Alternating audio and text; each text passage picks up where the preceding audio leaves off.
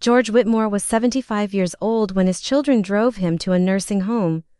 They told him it was only temporary. They said it was the safest place for someone his age. George smiled, nodded, and thanked them for caring. What his children didn't know was that George still owned everything they expected to inherit. And before this story was over, they would learn a lesson money could never buy. Before we continue, tell us where you're watching from today. I always enjoy reading your comments. And if you enjoy emotional family stories about sacrifice, betrayal, and unexpected justice, don't forget to subscribe. Now, this is the story of George Whitmore. George Whitmore never considered himself a successful man. He never owned a yacht. He never wore expensive watches. He never cared about impressing anyone. His greatest achievement wasn't something he could park in a garage or keep in a bank account. It was his family. For 48 years, George worked as a carpenter in the quiet town of Ashwood, Vermont. He built kitchen cabinets, wooden staircases, front porches, bookshelves. If you walked through Ashwood long enough, chances were you would eventually step inside a house where George's hands had built something that still stood decades later. People trusted his work because George believed something his father taught him as a little boy. If you're going to build something, build it well enough that someone else will still be using it after you're gone. George lived by those words every single day. His wife, Eleanor, often teased him, "You care more about your tools than your own back." George would laugh, "My tools don't complain when I work too much." Eleanor would roll her eyes, then secretly leave his favorite pie on the kitchen table. They had been married for 52 years. Their life wasn't glamorous. It was ordinary, and George believed ordinary was one of life's greatest blessings. Together they raised two children, Brian and Melissa. George wasn't a perfect father. He missed birthdays because of emergency jobs. Sometimes he worked weekends, sometimes holidays. But every extra hour had a purpose. College tuition, medical bills, mortgage payments, family vacations. Everything he earned went back into the people he loved.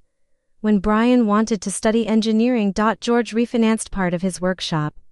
When Melissa dreamed of opening her own bakery, George quietly emptied most of his retirement savings to help her lease a storefront. Neither child ever knew exactly how many sacrifices their parents made. George never wanted them to him. Helping your children wasn't something you kept score of. It was simply what parents did. 5 years before everything changed, Eleanor became ill. At first, it seemed like nothing serious. She was tired more often. She forgot little things. Then came the doctor's appointments, the specialists, the scans. Finally, the diagnosis: early onset dementia. George promised her something the day they returned home: "I'll take care of you, every single day," and he did. For 4 years, he cooked every meal, helped her get dressed, read her favorite novels aloud when she could no longer remember the endings, held her hand on the difficult days, and smiled on the days she no longer remembered his name. Because love isn't measured by what someone remembers. Sometimes it's measured by what you refuse to forget. When Eleanor passed away, the house became painfully quiet.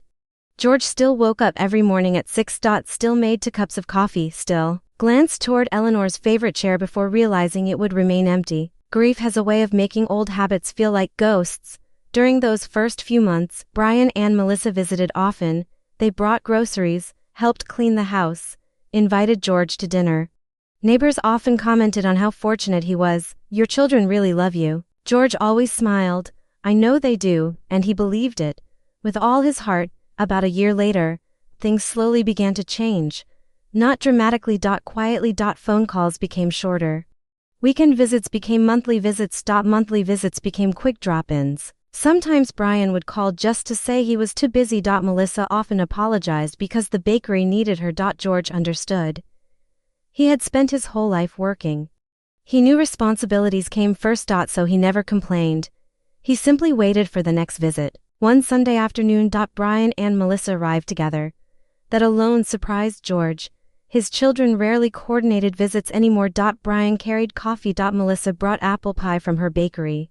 For a while, everything felt normal. They laughed, shared old memories, looked through family photo albums. Then Brian cleared his throat. "Dad, we've been talking."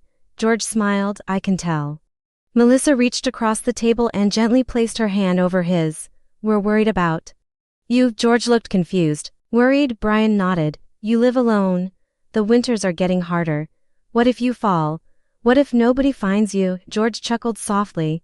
I've been taking care of myself for 75 years. Brian forced a smile. We know. But things are different now. Melissa looked down at her coffee before speaking. We found somewhere we'd like you to see. George frowned slightly. What kind of place? Brian pulled a glossy brochure from his jacket. Across the front, elegant gold letters read, Oak Hills Senior Living. Beautiful gardens. Private rooms. Medical staff available 24 hours a day. Community activities. Restaurant style dining. Melissa smiled gently.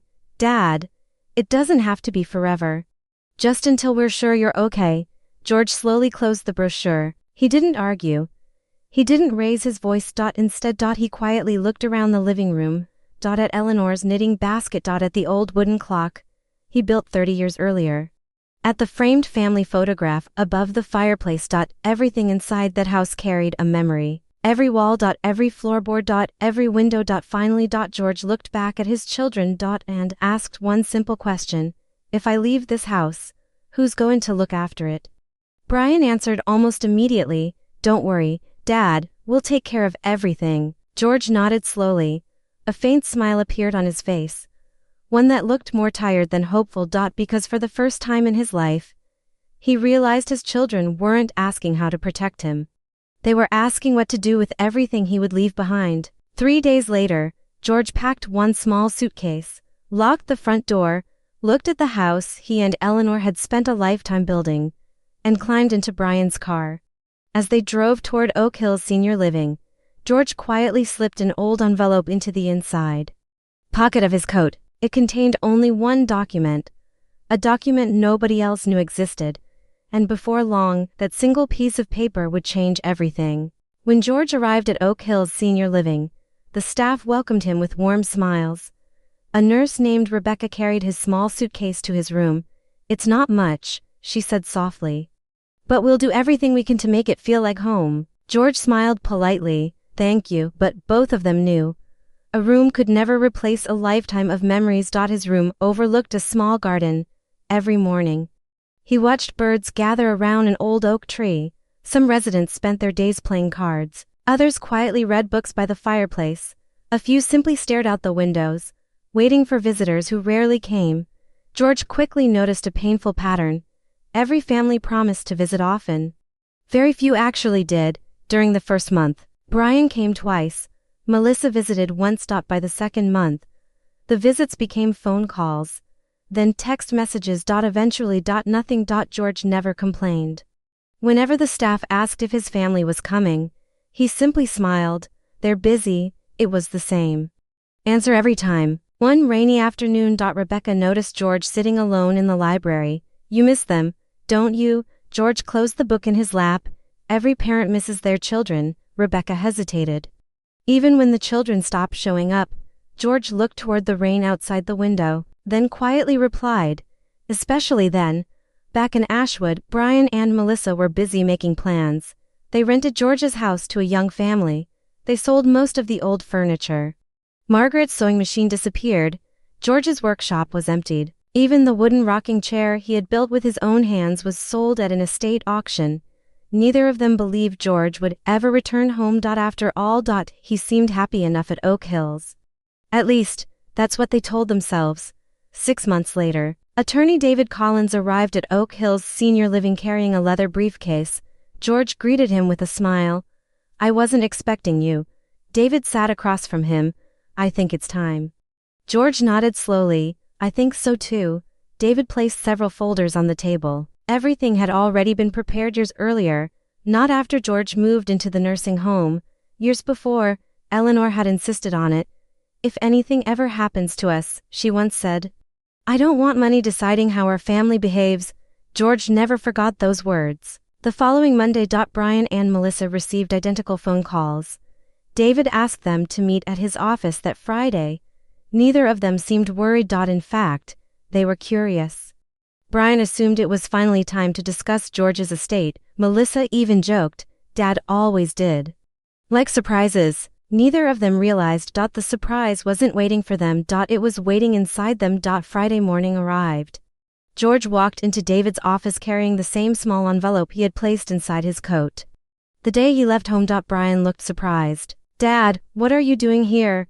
George smiled. "I was invited." The room fell quiet. David opened a thick folder. "Before we begin, I want everyone to understand that Mr. Whitmore is mentally healthy, fully independent, and has asked me to review his estate exactly as he instructed years ago." Brian frowned. "What estate?" David looked directly at him. "Everything." One by one, he listed the assets: the family home, a small lake cottage, 3 rental properties. Investment accounts, savings accumulated over decades. And the farmland George inherited from his own father. The room became completely silent. Melissa's eyes widened. Brian leaned back in his chair. Neither of them had any idea George had never lived like a wealthy man. He simply lived like a careful one. Brian finally spoke. "Dad, you never told us." George smiled gently. "You never asked." David continued reading. "Mr. Whitmore has made one final amendment." Brian straightened in his chair. Melissa looked toward the folder. Neither of them spoke. "The family home will be donated to the Brooksville Children's Housing Trust. The rental income from the remaining properties will permanently fund Oak Hills Senior Living's Resident Assistance Program. The farmland will be preserved through the local community foundation." Brian interrupted. "What about us?" David quietly turned the page. "Each child will receive one personal letter, nothing else." The room fell silent. David handed each of them a sealed envelope. George had written every word himself. Brian opened his first. His hands trembled. Inside, there was only one page. "Dear Brian, I never measured your worth by what you owned. I only hoped one day you would remember that people should never be treated like old furniture, useful until they're no longer convenient. I have already given you the greatest inheritance a father can give: love, education, opportunity, and every sacrifice your mother and I could afford. I pray one day you'll understand that those gifts were always worth more than property. Love." Dead Melissa quietly unfolded her letter. Tears filled her eyes before she reached the final paragraph. "Dear Melissa, I don't want you to remember me as the man who lost his house. I want you to remember the father who never stopped loving his children even when they stopped making room for him. Your mother believed kindness always returns to the people who give it away. I still believe she was right. Love." Dead Melissa lowered the letter. She couldn't speak. George slowly stood. He looked at both of his children. There was no anger in his face. No desire for revenge. Only sadness. "I never wanted you to fight over what I owned." He paused. "I only wanted to know whether you'd still visit me if there was nothing to inherit." Neither Brian nor Melissa answered. Because for the first time, they understood the real test had never been about money, and they had failed it. Over the following year, Brian began visiting Oak Hills every Sunday. Not because of the inheritance, because regret finally outweighed pride. Melissa volunteered at the Children's Housing Foundation that now operated inside her parents' former home. Neither of them asked George to change his will. Neither of them mentioned money again. Some mistakes can never be erased, but they can teach us how to become better people. Every evening, George sat beneath the old oak tree outside Oak Hills with a cup of coffee. Residents often joined him. Sometimes they laughed. Sometimes they simply watched the sunset together. One afternoon, Rebecca asked him, "Do you ever miss your old house?" George smiled as the breeze moved gently through the trees. "I miss the memories." He looked toward the garden where children from the community foundation were planting flowers during a weekend volunteer event. Then he quietly added, "But a home isn't the place you own. It's the love you leave behind." And somehow George realized he hadn't lost everything. He had finally discovered what mattered most.